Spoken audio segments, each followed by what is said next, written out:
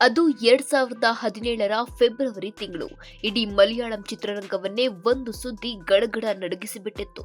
ಕೇರಳದ ಅತ್ಯಂತ ಬ್ಯುಸಿ ರಸ್ತೆಯಲ್ಲಿ ಚಲಿಸುತ್ತಿದ್ದ ಕಾರಿನಲ್ಲಿ ಆ ಪ್ರಸಿದ್ಧ ನಟಿಯ ಮೇಲೆ ನಡೆದಿದ್ದ ಪ್ರಕರಣ ಕೇವಲ ಮಲಯಾಳಂ ನಾಡಿಗೆ ಮಾತ್ರವಲ್ಲ, ಇಡೀ ದೇಶಕ್ಕೆ ಶಾಕ್ ಕೊಟ್ಟಿತ್ತು. ಸಮಯ ರಾತ್ರಿ. ಕೊಚ್ಚಿಯ ರಾಷ್ಟ್ರೀಯ ಹೆದ್ದಾರಿಯಲ್ಲಿ ಆ ನಟಿ ಶೂಟಿಂಗ್ ಮುಗಿಸಿಕೊಂಡು ಡಬ್ಬಿಂಗ್ ಸ್ಟುಡಿಯೋ ಕಡೆಗೆ ಹೋಗ್ತಾ ಇದ್ರು. ಆಗ ಹಠಾತ್ತನೆ ಅವರ ಕಾರನ್ನ ಅಡ್ಡಗಟ್ಟಿದ ಗ್ಯಾಂಗ್ ಒಂದು ಕಾರಿನೊಳಗೆ ನುಗ್ಗಿತ್ತು.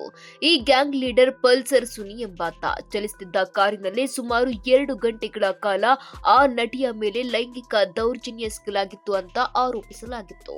ಅಷ್ಟೇ ಅಲ್ಲ, ಈ ಕೃತ್ಯವನ್ನ ಮೊಬೈಲ್ನಲ್ಲಿ ವಿಡಿಯೋ ಕೂಡ ಮಾಡಿಕೊಳ್ಳಲಾಗಿತ್ತು ಅಂತ ಹೇಳಲಾಗ್ತಾ ಇತ್ತು.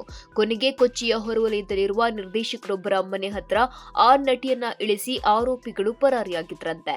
ಧೈರ್ಯಗೆಡದ ಆ ನಟಿ ತಕ್ಷಣವೇ ಪೊಲೀಸರಿಗೆ ದೂರು ನೀಡಿದ್ರು. ಅದೇ ರಾತ್ರಿ ಎಫ್ಐಆರ್ ದಾಖಲಾಯಿತು.